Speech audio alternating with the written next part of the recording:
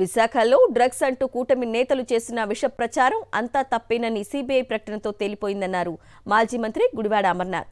ఎన్నికల ముందు కావాలని వైఎస్ఆర్సీపీ నేతలపై తప్పుడు ప్రచారం చేసి రాజకీయ లబ్ధి పొందారని మండిపడ్డారు. ఆర్గనైజ్డ్ క్రైమ్ చేయటంలో చంద్రబాబు సిద్ధహస్తుడంటూ విమర్శలు గుప్పించారు గుడివాడ అమర్నాథ్. ఎన్నికల సమయంలో పెద్ద ఎత్తున వైఎస్ఆర్ కాంగ్రెస్ పార్టీ ప్రభుత్వం మీద ఆ రోజు మా నాయకుడు జగన్మోహన్ రెడ్డి గారి మీద పెద్ద ఎత్తున దుష్ప్రచారం చేసినటువంటి ఆ రోజు దేశ స్థాయిలో కలకలం రేపినటువంటి 25,000 కేజీల డ్రగ్స్ విశాఖపట్నానికి కంటైనర్ల ద్వారా వచ్చిందని, చంద్రబాబు నాయుడు గారు అధికారం కోసం ఎటువంటి గడ్డైనా కరవడానికి వెనుకాడ్డు అనేటువంటి విషయం ఇప్పుడే కాదు అనేక సందర్భాల్లో ఆయన రాజకీయ జీవితంలో పూర్తి స్థాయిలో ఎంతకి దిగజారిపోయి ఆయన చేసినటువంటి ఇటువంటి విష ప్రచారాలు మనం అనేక సందర్భాల్లో చూసాం.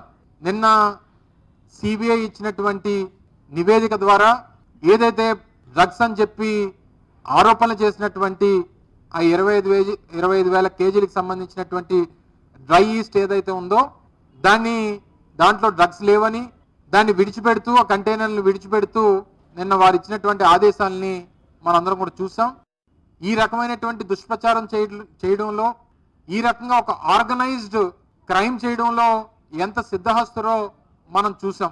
చంద్రబాబు నాయుడు గారికి సంబంధించినటువంటి మీడియా ఛానల్స్లో కానీ పత్రికా సంస్థల ద్వారా కానీ వైఎస్ఆర్ కాంగ్రెస్ పార్టీ మీద ఏ రకంగా దుష్ప్రచారం చేశారు, ఏ రకంగా ఇదంతా కూడా వైఎస్ఆర్ కాంగ్రెస్ పార్టీకి సంబంధించినటువంటి డ్రగ్స్ అని, ఎన్నికల సమయంలో దీన్ని తీసుకొచ్చారని, తద్వారా వీటిని అమ్మి ఈ డబ్బు అంతటిని కూడా ఎన్నికల్లో ఉపయోగిస్తారని ఒక తప్పుడు ప్రచారాన్ని ఆర్గనైజ్డ్గా వైఎస్ఆర్ కాంగ్రెస్ పార్టీ మీద జగన్మోహన్ రెడ్డి గారి మీద చేసేటువంటి ప్రయత్నం చేశారు. మీ అందరికీ తెలుసు.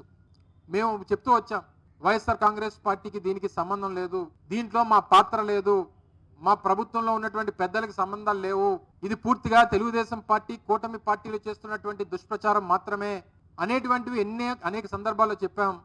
నిన్న సిబిఐ కూడా అది తేల్చింది. మాకు మాత్రం ఇంకా కొన్ని అనుమానాలు ఉన్నాయి. వైఎస్ఆర్ కాంగ్రెస్ పార్టీ మొదటి నుంచి చెప్తా ఉంది దీని వెనకాతలు ఉన్నది ఎవరు, ఇందులో అసలు డ్రగ్సే లేవని ఎందుకు చెప్తా ఉంది, ఇది చెప్పడానికి 8 నెలల సమయం ఎందుకు పట్టింది, ఇప్పుడు ఉన్నటువంటి టెక్నాలజీ రంగంలో ఈ పరిస్థితుల్లో మీకు ఇది డ్రగ్స్ కాదని చెప్పడానికి ఇన్ని మాసాలు ఎందుకు పట్టింది, దీనికి సంబంధించినటువంటి రుజువుల్ని మీరు ప్రజల ముందు పెట్టడానికి కానీ ఇన్ని ప్రశ్నలు ఈరోజు ప్రజలు అడుగుతూ ఉన్నారు. దీని మీద ఇప్పుడు ఉన్నటువంటి ఒక 4-5 ప్రశ్నలు మాకు కానీ ప్రజలకు కానీ, ముఖ్యంగా ప్రజలకు ఉన్నటువంటి ప్రశ్నలకి సమాధానం చెప్పాల్సిందిగా మీ ద్వారా కోరుతూ 2024 మార్చి 16 కంటైనర్ విశాఖ వచ్చింది. మరి 21 వరకు ఎందుకు బయటకు రాలేదు, అప్పుడే 21 ఎందుకు బయటకు వచ్చింది అనేటువంటి దానికి సిబిఐ చెప్తుందా, చంద్రబాబు నాయుడు గారు చేసిన ఆరోపణలు చేసినటువంటి చంద్రబాబు నాయుడు గారు చెప్తారా అనేటువంటి దానికి సమాధానం చెప్పాలి.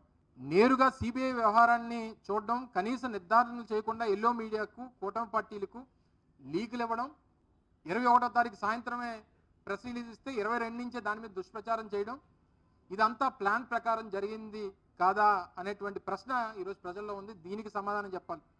అప్పటికే ఒక ప్రణాళిక ప్రకారం, పథకం ప్రకారం వైఎస్ఆర్ కాంగ్రెస్ పార్టీ మీద దుష్ప్రచారం చేయాలనేటువంటి ప్రయత్నం చేసినటువంటిది అది ఒక ప్లాన్డ్గా చేసినటువంటి కార్యక్రమం కాదంటారా? దీనికి కూడా ఈరోజు చంద్రబాబు నాయుడు గారు సమాధానం చెప్పాలి.